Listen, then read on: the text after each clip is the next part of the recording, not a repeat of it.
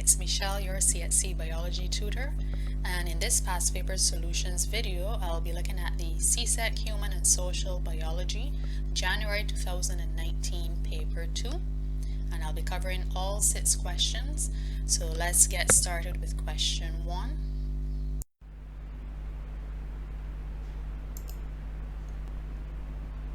Figure 1 shows the image of an upper limb.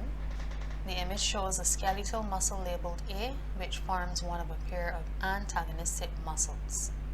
Now, antagonistic muscles meaning these are muscles that work opposite to each other to provide movement, to produce that movement at the limb, at the joint. So it says identify the muscle labeled A.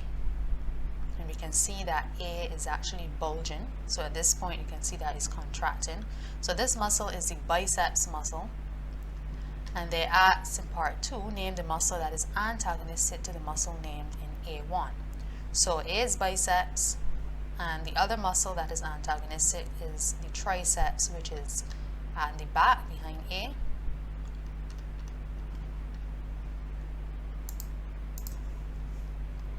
So part B says contraction and relaxation of the skeletal muscles in figure 1 are necessary for locomotion. Part 1 explains how these muscles work together to cause movement of the forearm. Now, as I mentioned just now, the muscles work opposite to each other. So therefore, when the biceps is contracting, the triceps muscle is going to be relaxing. And this is going to allow the forearm to bend or flex as the position that you would have seen it in the diagram. So when the biceps muscle is bulging, that means that it is contracting, and the triceps muscle is relaxing. So that allows the arm to flex. Now in the other case, when the biceps muscle relaxes, the triceps muscle is going to contract and allow the forearm to be straightened out or to be extended. So you see how the biceps and the triceps, they work antagonistically to each other. Part 2, state 2 reasons why locomotion is important to humans. Now, locomotion is the ability for an organism to move from one position to another. So it's a type of movement, whole movement, in which humans and animals are able to demonstrate, unlike plants, which only demonstrate part and growth movement. But as humans, we are able to demonstrate all types of movement, and locomotion is that ability to move from one position to the next. So first of all, it's necessary for protection against harm and danger. So we need to protect ourselves from anything that may be dangerous to us. So for instance, running away from a fire, wild animal, so we need to be able to move. Secondly, we also need to be able to search for food. Just like animals in the wild, yes, we may not necessarily be hunting, but we need to find food. We need to go to the supermarket, do the shopping. We need to be able to move, to cook, to farm. These are different ways in which we will go and search for food, get food, prepare food. So locomotion is important for that. For those are 2 reasons why locomotion is important to humans.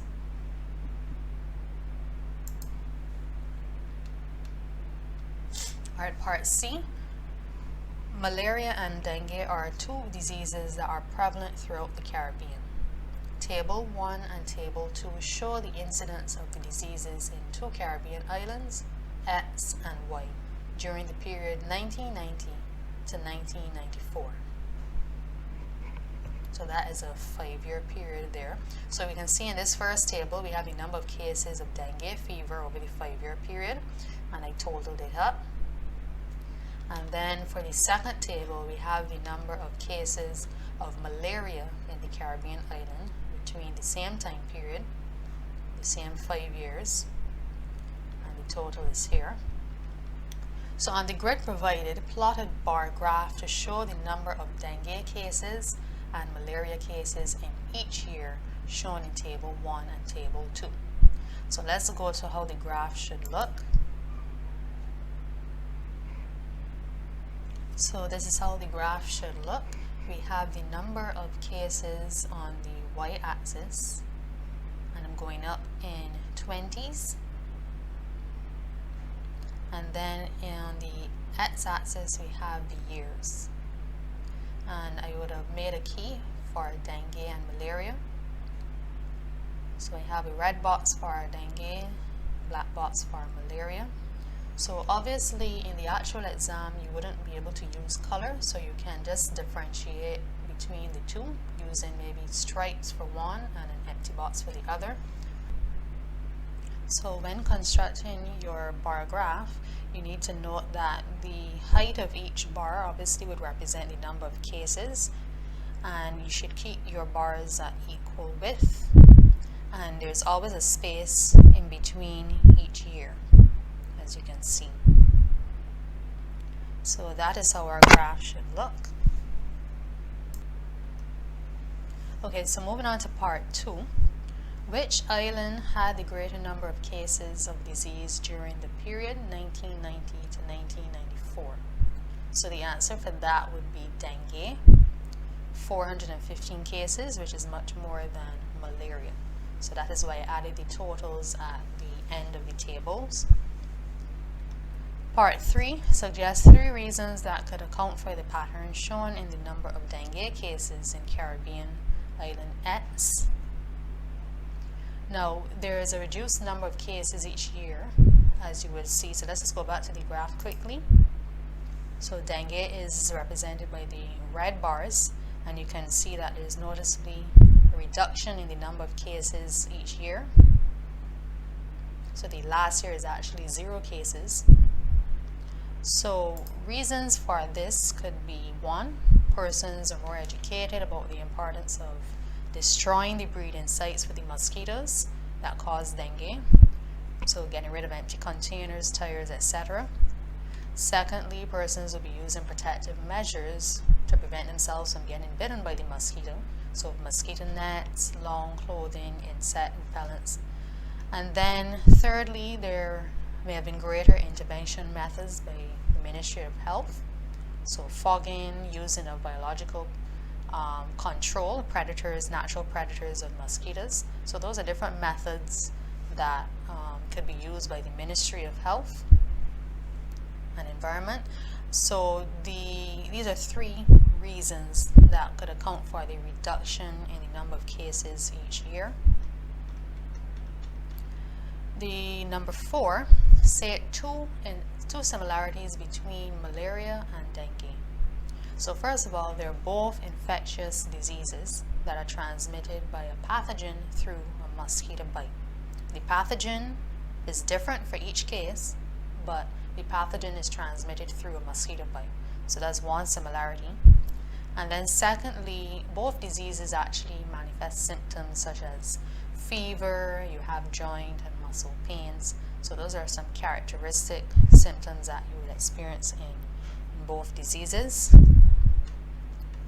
Alright, so that is the end of question 1. Let's move on to question 2. Alright, question number 2A. Define the term excretion. So excretion is the removal of metabolic waste from the body. It is important to mention that it is metabolic waste and not just waste, because there are different types of waste that are released from the body. So metabolic waste meaning that these are products, waste materials that come from the metabolic reactions that the body produces. So these chemical reactions produce good products and unwanted substances. So these unwanted substances need to be removed from the body to prevent any harm or damage that they can cause if they build up within the body. Okay, part B. Figure 2 shows a diagram of structures of the excretory system. So we have the urinary system shown here, the 2 kidneys and the bladder, and we have the ureters coming from each kidney leading to the bladder, and then the urethra. So let's see what we have to do here. So you have to match each function below with its appropriate structure by writing the letters A, B, C, or D in the spaces provided. Please note that there are more structures given than there are functions. So number one, the structure that carries blood away from the kidney. So that would be the renal vein, which is A. So the renal artery takes the blood that needs to be purified to the kidney, while the renal vein is going to be taking the blood that is cleaned up away from the kidney. Alright, number two, the structure that houses a Bowman's capsule. So that will be in the outer cortex, which is C, the outer cortex of the kidney. Part three, the structure through which urine leaves the body. So as you can see here, that would be urethra and not ureter. You don't want to get those two terms mixed up. Urethra comes from the bladder, which is actually D. So this is the part that stores urine, the bladder. And then the urine is removed from the body through the urethra.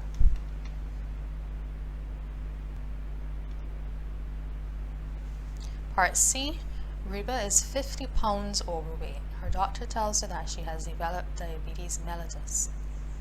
1. Predict 3 effects Reba may experience if she leaves her diabetes unmanaged. Now, first of all, she can experience poor circulation of blood, especially to the extremities, such as your feet, and this can lead to poor wound healing and possibly even gangrene, the death of the tissue. Secondly, she will definitely experience some weakness and fatigue, since the glucose that is building up in the blood, that glucose is not actually getting into the cells efficiently as it should. And then 3, weight loss could happen due to the need for the body to actually break down the fat and the protein in order to produce energy because of the glucose that is not getting into the cells. And then you have some other effects such as frequent urination, excess thirst. So any of those 3 effects can be used. Part 2, state 3 recommendations which Reba's doctor may suggest to help her manage her diabetes. So 1, she needs to monitor blood glucose levels regularly every day. 2, reduce the amount of sugars and even starchy foods in the diet. 3, exercise more frequently. And then she may also need to take insulin shots and medication. So those are recommendations for Reba. Part 3, Reba's husband Mike is a high-powered lawyer who is also overweight and smokes for relaxation. Suggest 1 disease that Mike could be at risk for developing and give 2 symptoms of the disease. So the first disease that comes to mind would be hypertension. So that's increased blood pressure. And smoking narrows the arteries, and that is going to cause an increased pressure of the blood trying to force its way through these narrowing arteries. So you get that hypertension.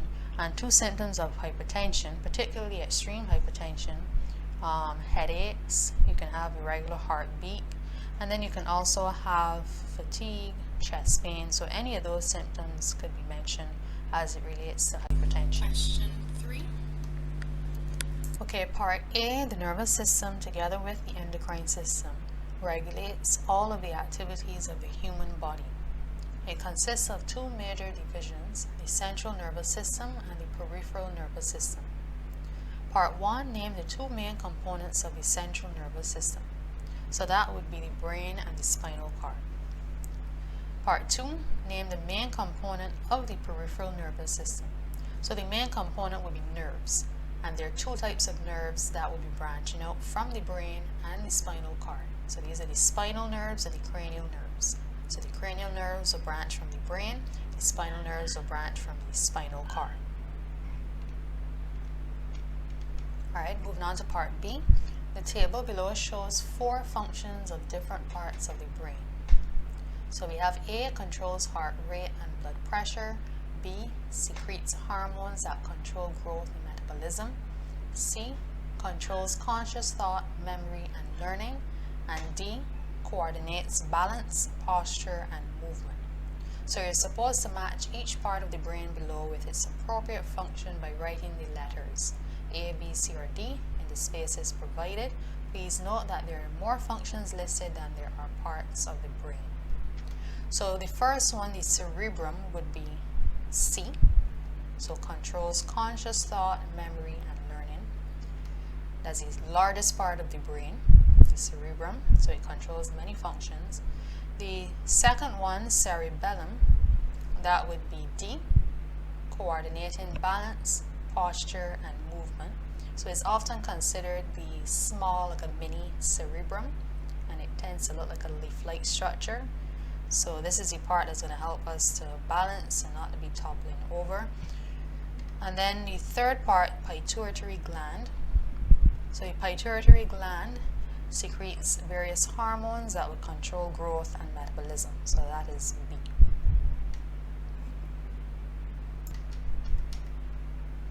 Okay, moving on to part C. During a human and social biology class, a teacher explained the difference between voluntary and involuntary actions. Name one voluntary action and explain how the action occurs. Now, a voluntary action is one in which you choose to do. It requires conscious thought in order to perform a specific action. So an example would be lifting an object. You choose to lift the object. So basically, the electrical signals begin in the cerebrum of the brain, initiating that thought to actually go and lift the object. And then the signals are going to be transmitted through the nerves to the effector muscle, which is in our arm.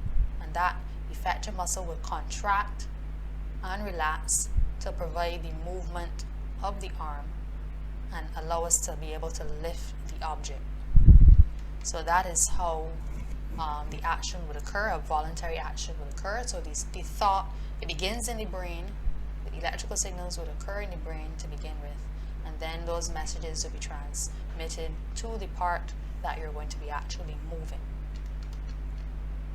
Okay, part D, identify two drugs which act as stimulants and one drug which acts as a depressant. So a stimulant is any drug that would increase the activity of the nervous system. So this would include cocaine and caffeine. And then the depressant would be the drugs that decrease the activity of the nervous system. So reduce the amount of electrical signals going through to provide a calming effect. So often stimulants are known as uppers, while depressants are known as downers because they reduce that activity of the nervous system. So alcohol is a good example of a depressant. So part E, differentiate between physical drug dependence and psychological drug dependence. Physical drug dependence occurs when the individual's body will become so accustomed to the effects of the drug and will require the drug to maintain those effects. So therefore, if the person stops using the drug after chronic use, they will experience unpleasant withdrawal symptoms. Hence why it's termed physical drug dependence. So it actually affects the body physically, especially if they withdraw from using the drug, they stop using the drug. And then with psychological drug dependence, it occurs when the mind of the individual is affected and he or she believes that they need the drug in order to feel good and experience that high that they like. So they experience regular cravings for the drug because they get that feel good effect which they enjoy, and pretty much is a way for them to escape from the reality of life. So it's more mentally related. So that is the difference between physical and psychological drug dependence. Alright, so let's move on to question 4. Part A, Conrad and his sister April are fraternal twins. State the genotype that determines the gender of Conrad and the gender of April. So a genotype meaning the actual genes, the genetic makeup of the individual, and since they're relating to gender, the genotype of Conrad would be XY, so those are the sex chromosomes that Conrad would have since he's a male, and the genotype for April would be XX. Part 2, identify the chromosome that makes Conrad male and the chromosome that makes April male. So the male chromosome is Y, so only males would have that Y chromosome, while the female chromosome is X. So females have 2 X's, a male has an X and a Y. Part B, figure 3 shows a karyotype of an individual with a genetic disorder that occurs on chromosome 21.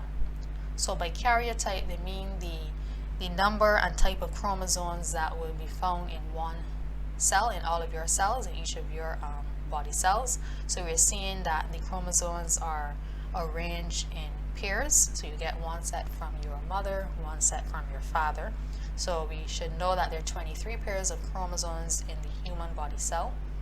And the last pair, as you can see, would be the sex chromosomes. So this is indicating that it's a male.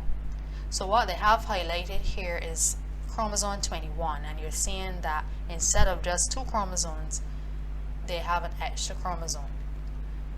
So part 1 says to name the disorder that this individual may have, and that disorder is Down syndrome. So they have that extra 21st chromosome. Part 2, state which parents pass on the chromosome that determines the sex of this individual. So as you can see, looking at the karyotype, as I mentioned earlier, the last 2 chromosomes are the sex chromosome, and it's X and a Y. So it is the father that will determine the sex of the individual, because he is able to pass on either an X or a Y. So he is passing on the Y chromosome in this case, making it a boy, making the individual a male. Part 3, state whether or not this disease can be inherited. So yes, Down syndrome is an inherited disease, it's an inherited condition, and as we saw just now, it's caused by a chromosomal mutation, that extra chromosome. So it's an inherited condition.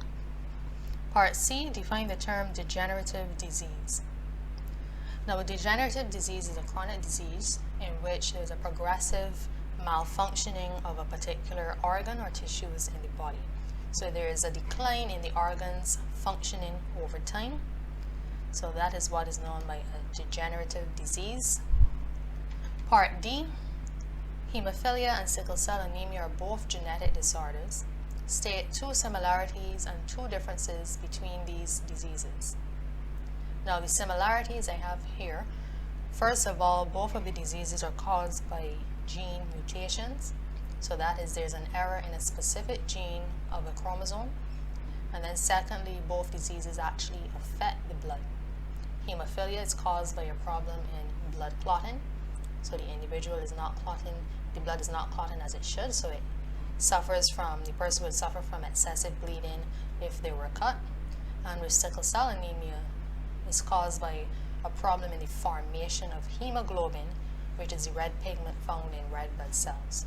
So they're both associated with the blood.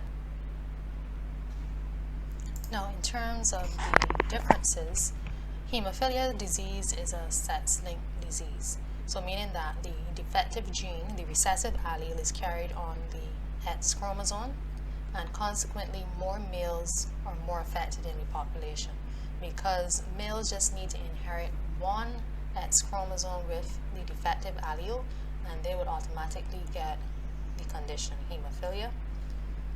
Now, in terms of sickle cell anemia, it is an autosomal recessive disease in which the gene is found on irregular chromosomes, not the sex chromosomes, and consequently both males and females are equally affected. So those are the differences between hemophilia and sickle cell anemia. So we're looking at the questions in section B. Question 5A, due to the worldwide prevalence of diseases, health and health-related issues have become a major concern. Personal hygiene is extremely important to one's overall health, and when neglected, certain infections can develop. So part 1 asks to define the term good health. So according to the World Health Organization, the definition for good health states that it is the complete physical, mental, and social well-being of an individual. So this basically means that the person usually should be free of injury, disease, or any emotional or psychological problems that can negatively affect their everyday lives. So it's 3 areas that are of concern: the physical, mental, and social well-being of the individual. So those things have to be intact, they have to be good in order to be considered healthy and having good health. Okay, part 2, name 2 infections that could develop as a result of improper personal hygiene. So I have gastroenteritis, which is a viral or bacterial infection, which is usually caused from consuming contaminated water and food, and also not washing hands regularly. So washing hands is very important in reducing the chances of contracting gastroenteritis, especially washing hands after using the toilet and before you're cooking and before you eat. So that is important. So gastroenteritis is an infection that can occur. Then secondly, we have ringworm. So this is a fungal infection of the skin from contact with dirty water or soil, sand. And another infection that comes to mind also is the athlete's feet, which is also a fungal infection. So if you don't dry your skin properly after bathing, especially between your toes, that is another infection that can develop. So if you come out of the shower and you don't dry your skin properly in between the toes and then go and put on socks and shoes, the fungus can grow in those areas. So that is another infection that you could mention as well. Okay, part B. Many pathogens are foodborne, and therefore it is extremely important to ensure that food is as free as possible from pathogens. Describe two named methods by which pathogens may be removed from foods. So the first method I have is pasteurization. So this involves heating at around 60 degrees Celsius to destroy the pathogens in packaged foods such as milk and fruit juices. And then similarly, the second method is ultra high temperature treatment. So this is heating the foods such as the same milk, yogurt and fruit juices at temperatures above 135 degrees Celsius. So this is much higher temperatures that you're exposing the foods to, and this is to kill the pathogens in addition to getting rid of heat resistant spores. So there's some spores that are produced by pathogens such as bacteria and fungi that are heat resistant. So the very, very high temperatures are required to get rid of those heat resistant spores that can lead to infection if consumed. So these are both sterilization methods, and that means that heat is involved, as you would have seen just now. With both methods, heat is involved, and the heat is destroying all pathogens. So that is these are sterilization methods.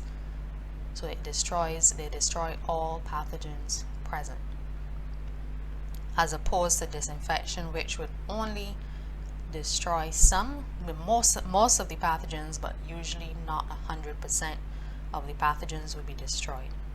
So that is the difference between sterilization and disinfection. Okay, part C. Antibiotics can be used to treat some infections, but their use has been abused. One issue that has arisen as a result of the abuse of antibiotics is drug sensitivity. Identify and explain one other issue relating to the overuse of antibiotics, which could make them ineffective. So, overusing antibiotics can lead to bacterial resistance. So this is when persons abuse the antibiotics and some bacteria may mutate and develop special resistant genes which make them hardy and difficult to destroy by the same antibiotic. So the antibiotic would pretty much become ineffective, and these resistant bacteria may require a higher dosage of the same antibiotic, or they may need a completely different antibiotic in order to destroy them. So a common example is with treating the STD gonorrhea.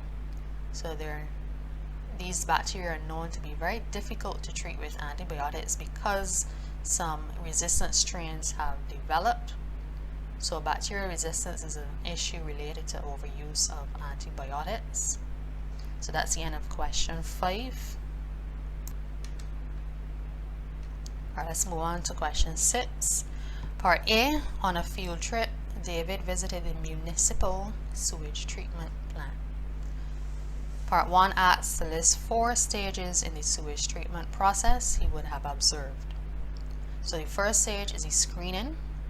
That stage involves the sewage passing through grids to separate large materials such as sticks and paper from the main liquid smaller particles. So you're basically separating large particles from the small particles within the sewage. And then secondly, sedimentation. So the grit from the sewage will settle at the bottom of a large tank as sludge, and then it leads to the third process, which is the aeration treatment. And there are two types of aeration treatment. You have the biological filter method and the activated sludge method. So they both involve bacteria, usually aerobic bacteria.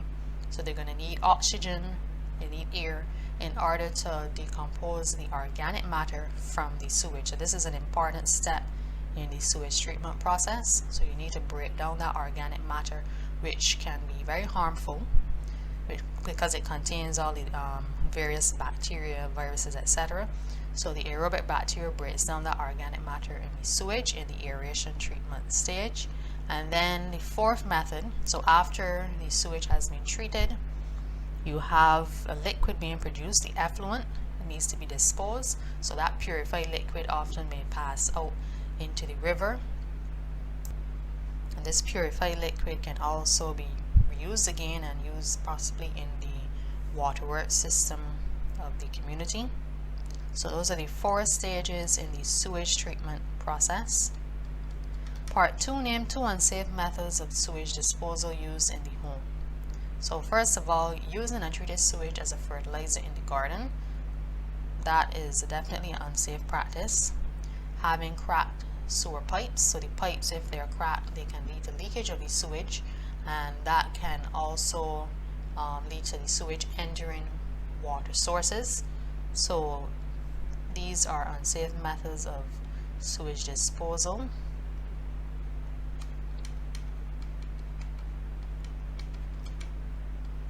Okay, part B, Benjamin has a pit latrine that is filled with fecal matter due to slow decomposition.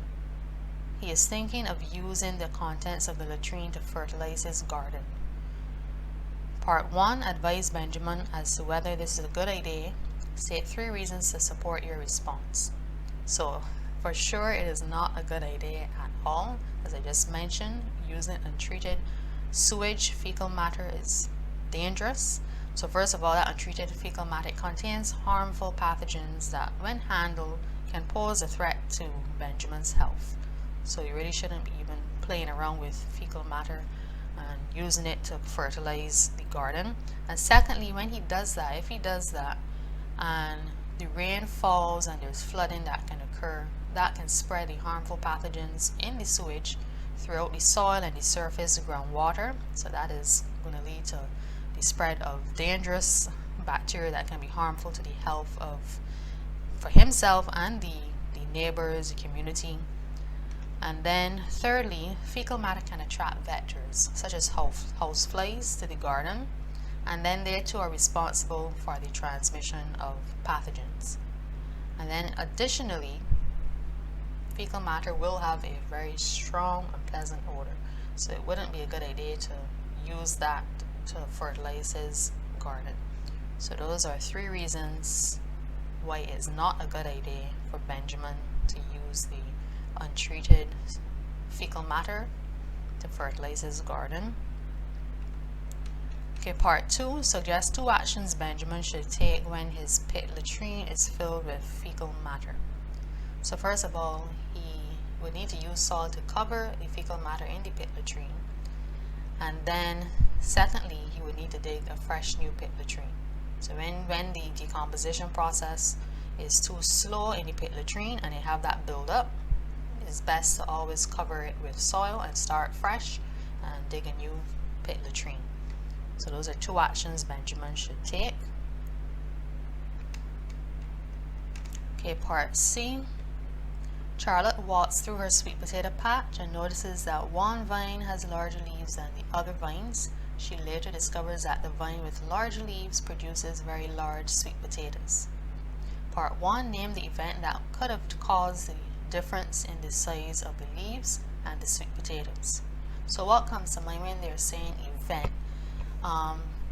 What usually causes differences in organisms can be mutations or the crossing over event that occurs during meiosis, which is necessary for sexual reproduction, So meiosis is a type of cell division, and crossing over and mutations, they both result in variation, genetic variation. So that's what leads to the differences in the size of the leaves and the sweet potatoes. Okay, so part 2, state 2 reasons why the event named in C1 is beneficial. So firstly, it produces genetic variation, so that's going to allow for diversity, differences. And then secondly, these differences, genetic variation, can enable adaptation in new environments. So it allows organisms to be able to adapt to new and changing environments, which is good for their survival. And when it comes to plants, genetic variation is very useful in preventing against widespread crop loss in the event that there is a pest that comes in or a disease outbreak. So if all the plants were identical, then there would have been total wipeout of those crops. But with the differences, that increases the chances of survival for those plants that may have special genes that make them resistant to the pests or the disease. So genetic variation is very important, very beneficial to the plants.